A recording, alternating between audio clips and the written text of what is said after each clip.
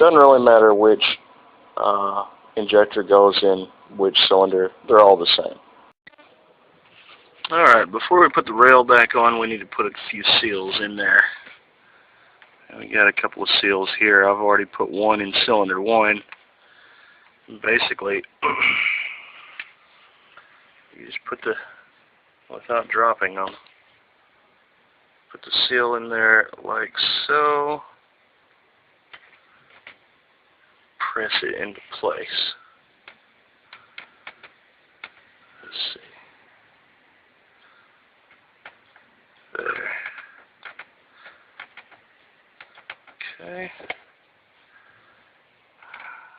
This one down here.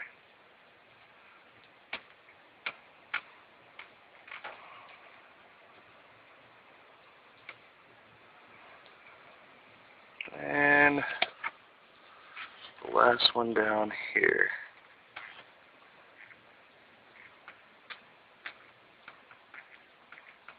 Groovy. Okay.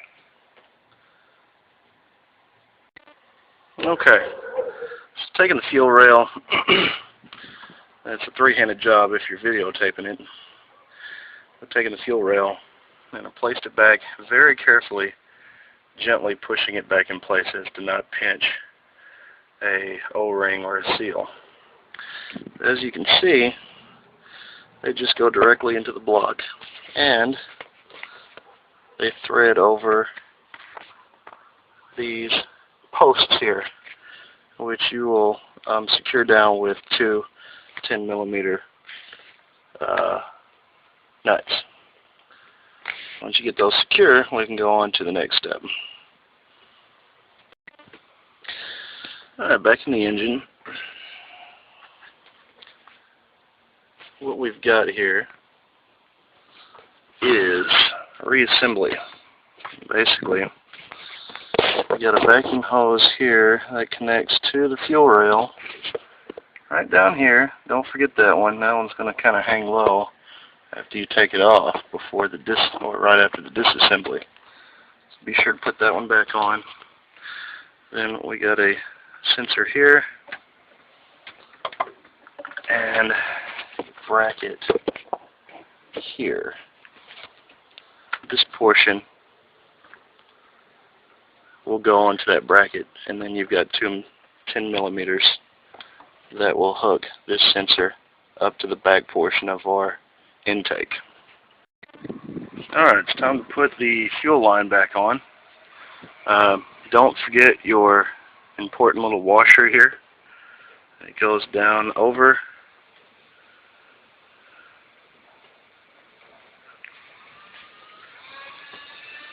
like so. Now, your fuel line, it has this little bracket on the side that only allows it to fit one way.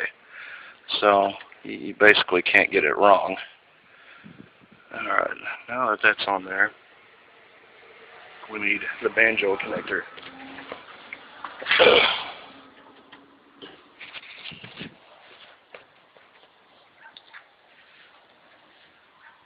And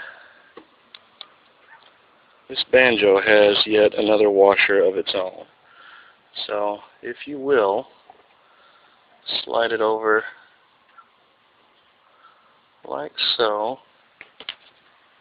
and only hand tighten your connector. Only hand tighten. We don't want to break the plastic cap. Okay, make sure I'm straight here. There we go. And we'll tighten, and that'll do it for the fuel line. Alright, now we're going to continue hooking everything back up. First line of business here is we got a 10mm bolt right here holding this bracket, which grips underneath. It's got a L-shaped bracket, and it basically hinges underneath your fuel rail there. You got your metal tube here, and then you got your short little vacuum hose here, which you just basically push back into place. And that takes care of that hose. Now I'm going to go ahead and tighten up my bolt here.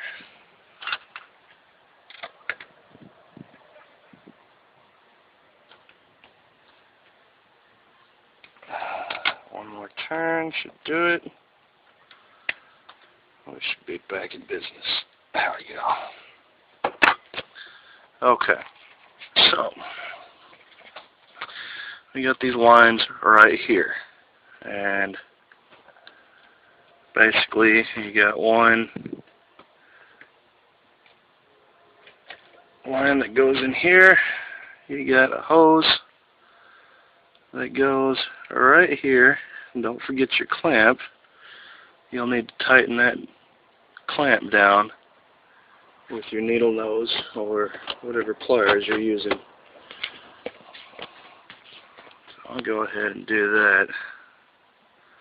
I might have to replace this little hose here, as these needle nose aren't going to do it. I accidentally pinched it. Not bad enough to where it needs to be replaced now, but it's something to keep in mind for the future. Okay, so that's in place. I got another vacuum hose here. On to the next line of business.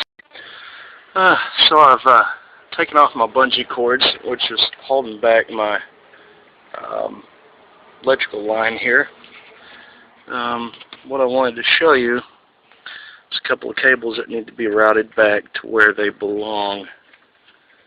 I'm going to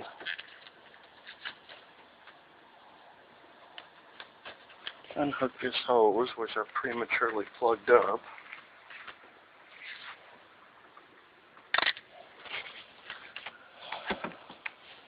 Yeah, try to keep a good eye on the order in which you do these things.